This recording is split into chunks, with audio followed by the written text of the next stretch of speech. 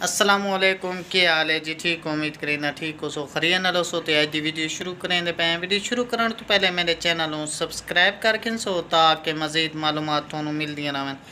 जिमें कि पहले वाक़या एक होए मियाँ अली दे विच जेड़े अपने माँ बाप ने अपनी मासूम चांद जी बच्ची नूं शहीद कर दिता है।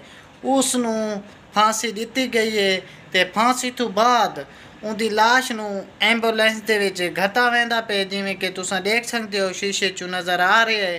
तो हुण उनकी एंबूलेंस दे विच उन्होंने उतार के हुण उनके घर उन्होंने पहुँचाया वेंदा है। पहले थाने च मौजूद आई, हुण थाने चो लाश उन्होंने घर पहुँच गई है।